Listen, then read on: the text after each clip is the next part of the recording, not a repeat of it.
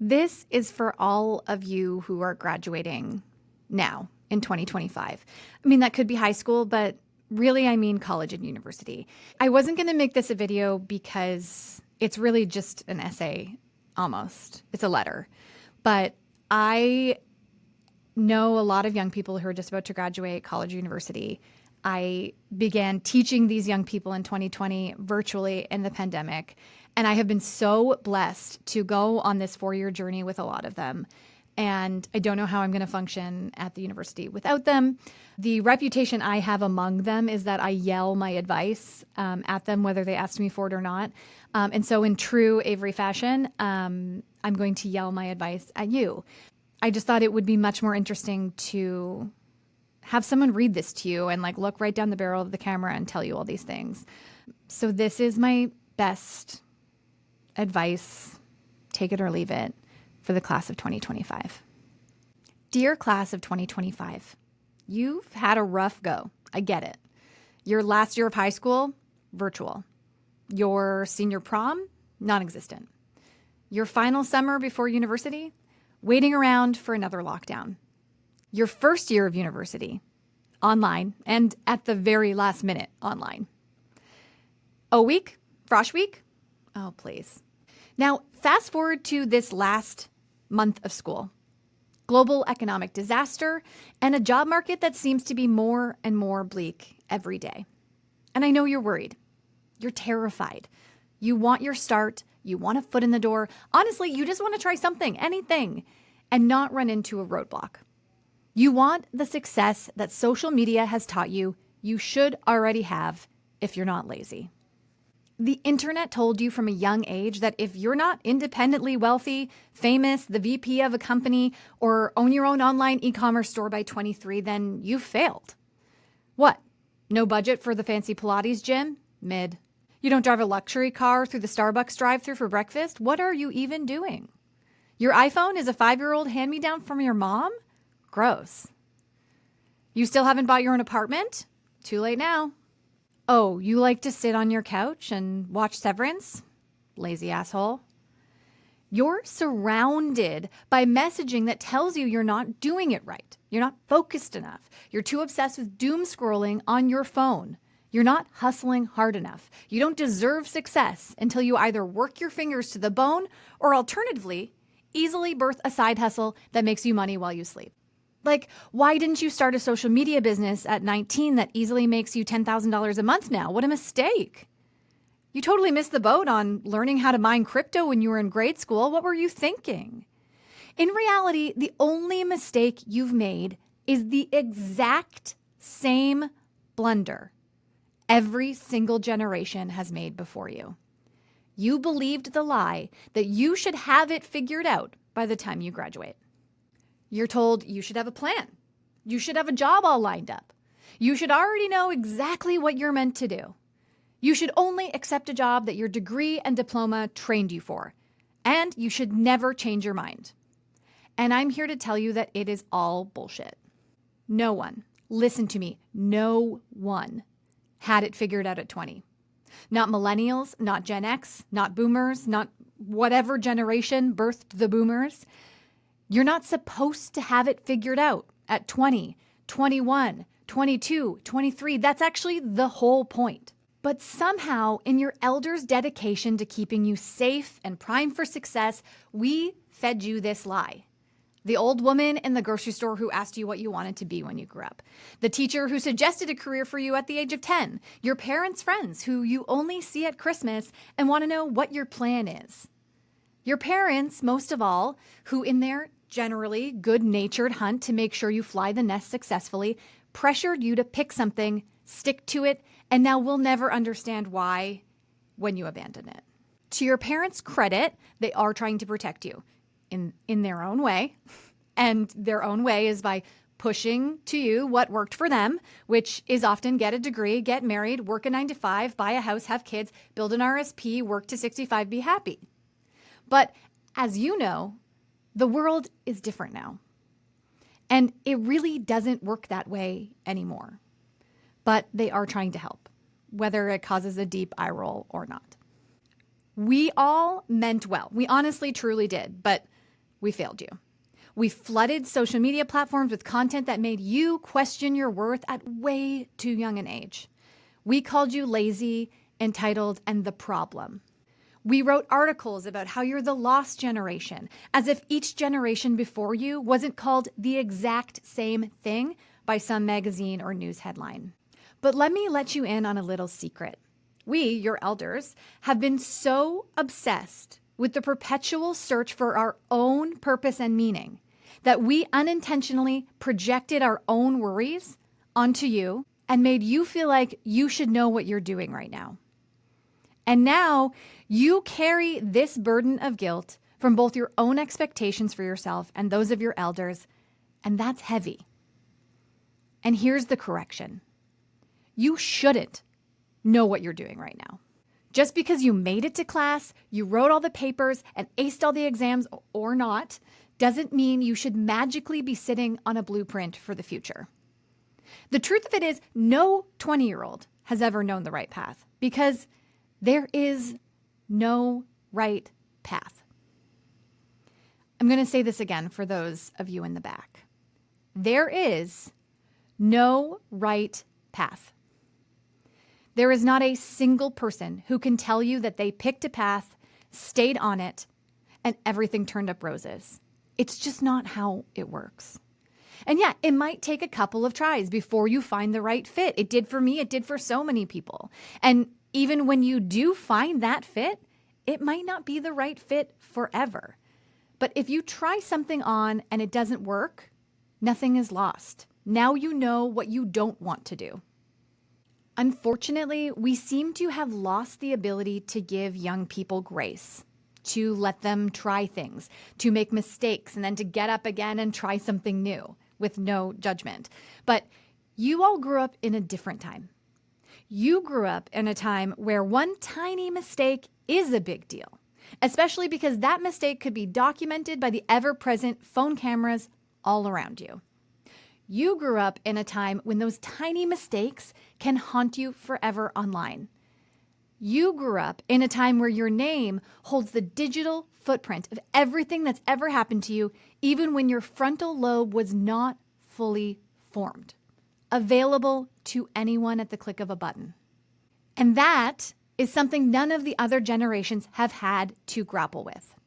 You've navigated cyberbullying, social media, a global pandemic, the world quite literally on fire, a housing affordability crisis, rising geopolitical tensions and war overseas, record inflation, threat of war at home, more than one unprecedented time in your short lifetime. And instead of feeling pity for you, I want to be clear that I feel proud of you. You're still here, you're still fighting, and you're graduating into a world that is uncertain, but you haven't given up. Over these years, with all of their ups and downs, you have built the very thing pundits and columnists and social media stars accuse you of being without: resilience. And what does resilience offer us? Resilience offers us the ability to keep going against all odds. It's the strength to take the next right step. The vision to imagine a better world, even when it seems to crumble around us. So you've had a rough go lately, absolutely.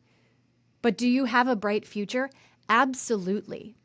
And right now, as you write your final exams and you bring your degree back to your childhood bedroom, do you need to have it all figured out? Absolutely not. If you don't have a job yet, you're not behind. You're not failing.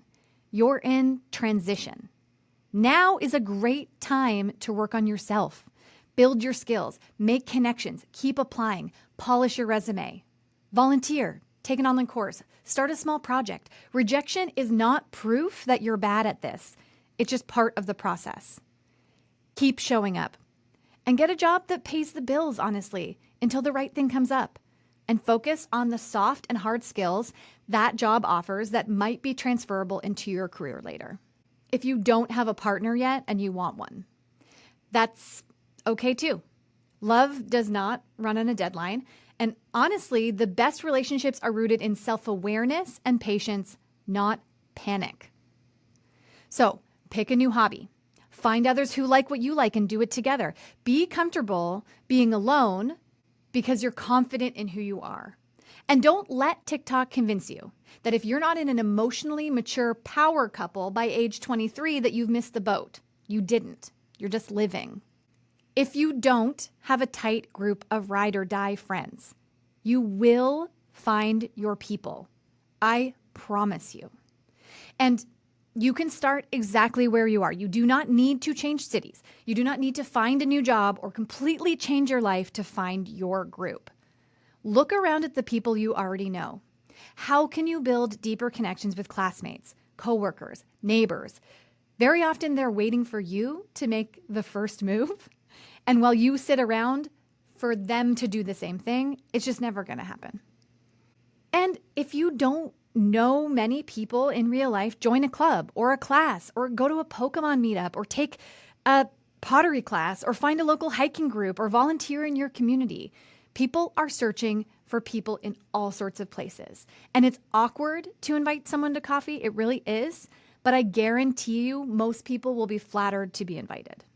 Okay, here's a big one. If you haven't bought a house yet, you're going to have to let that one go, for now at least. I mean, the rush to buy a house comes from a generation where housing was still expensive, but actually approachable even at a young age. And yes, that is privileged to say as someone who owns a house. Absolutely.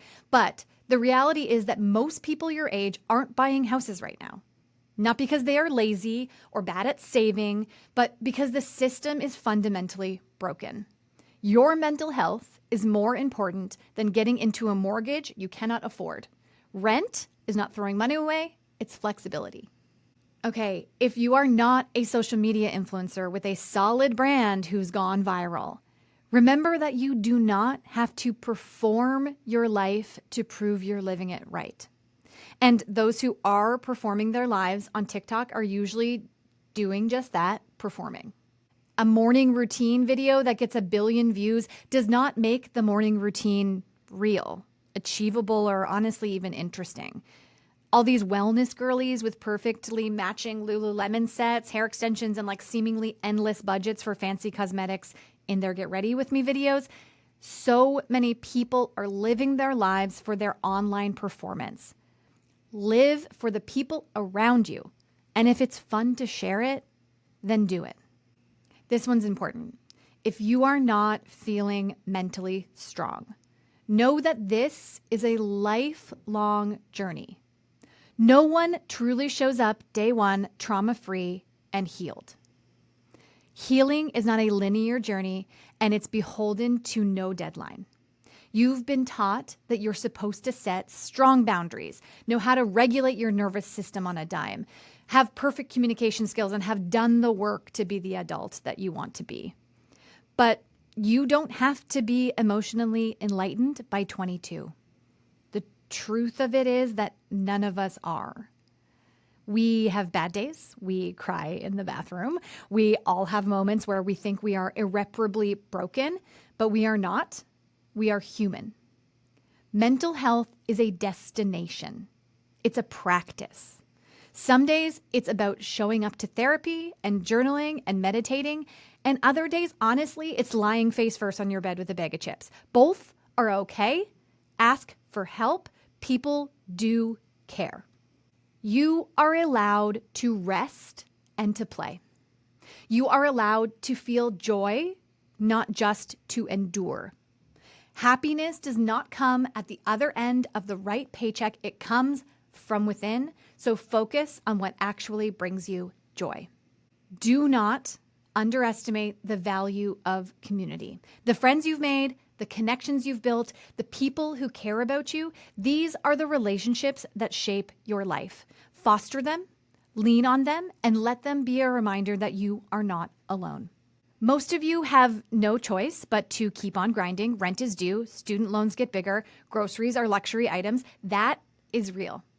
But you are still allowed to dream, to pivot, to shift your focus, and you are allowed to rest when you can.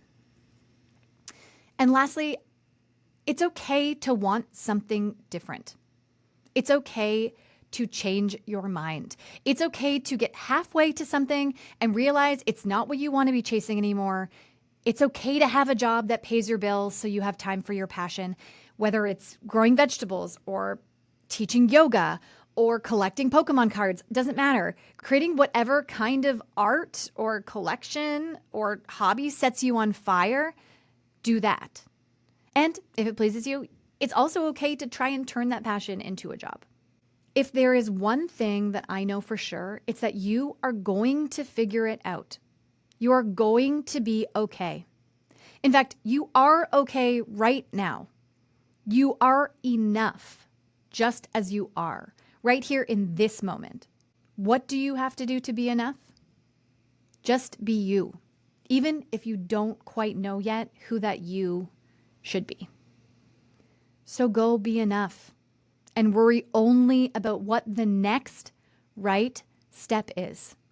Not what other people tell you is the right next step, but actually what feels like the right next step for you in your gut, one step at a time. The only person you need to answer to is yourself. And lastly, do me a favor. If you had the attention span to make it to the end of this, put your phone down. And no, I'm not shaming you. We middle-aged and even senior adults are just as addicted to our phones as you, even if we like to pretend that you're the ones with the problem. This advice is for all of us, whether class of 1984, 2009, or 2025. Put your phone down. There is a whole world out here waiting for you to show up in it. So show up, and I will be there to cheer you on. Whew, now I'm going to cry.